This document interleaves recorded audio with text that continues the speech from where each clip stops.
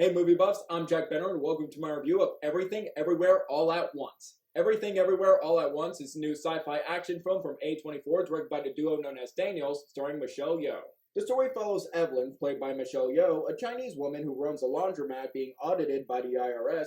She suddenly gets involved in an adventure where she can save the world by connecting with different versions of herself in the different lives she could have led. Over the past few weeks, I've heard nothing but rave reviews for this movie. I think it has a 97% on Rotten Tomatoes, and I remember it was the highest rated film on Letterboxd. And I think A24 is a great studio that has made many great movies, like Uncut Gems, The Lighthouse, Good Time, Moonlight, 8th Grade, and many others. This is the same duo of directors that directed the 2016 film Swiss Army Man, starring Paul Dano and Daniel Radcliffe. It is a divisive and unconventional film, but I really like it.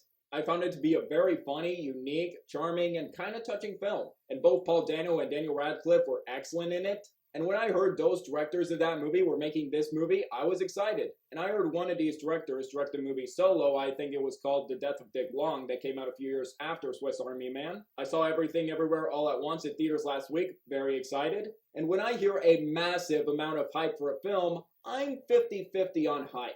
On one hand, I'd say, yes, it absolutely did live up to the hype. On the other hand, I like the film, but I don't think it lived up to the hype.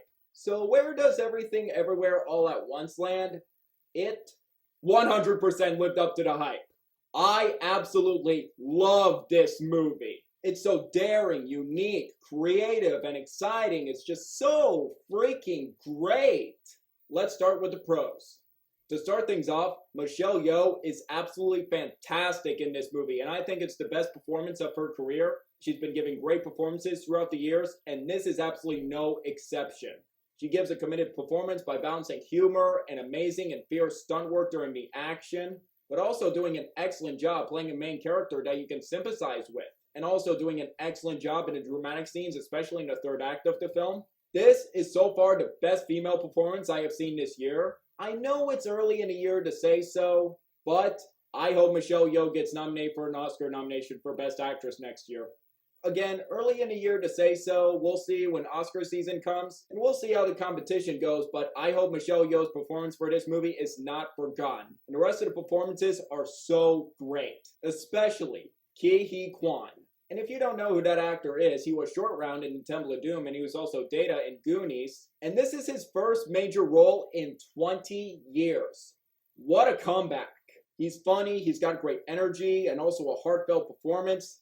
And his fighting choreography is just phenomenal. His first fight scene in the film as the Alpha in the multiverse, and his first fight scene with a bunch of security guards, and he's using a fanny pack.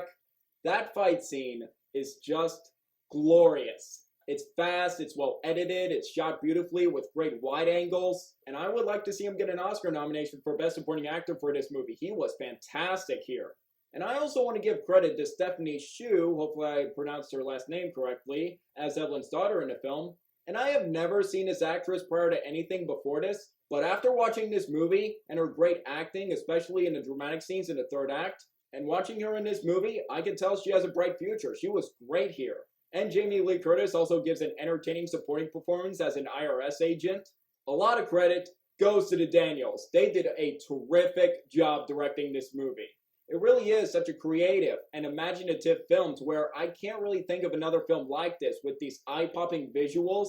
But I also felt like they handled the multiverse concept well, and never once did I feel like the story got convoluted or got excessive with the visual style. And I also loved the beautiful cinematography, the different aspect ratios in the multiverse, sometimes widescreen, sometimes full screen. This really is such a colorful, visually amazing, gorgeous looking movie. The highlights of the film are definitely the action scenes. They're so frenetic, insane, have great energy and fluidity to them. Very well shot and have phenomenal stunt work too. It's just amazing to watch. There are some action scenes in this movie that are insane and jaw-dropping, and there are others that are just absolutely hilarious. Like this one action scene, all I could say, it involves trophies. Oh my god. I can't even, just thinking about it right now and looking back to the movie, I can't even describe it. It's just, oh my god.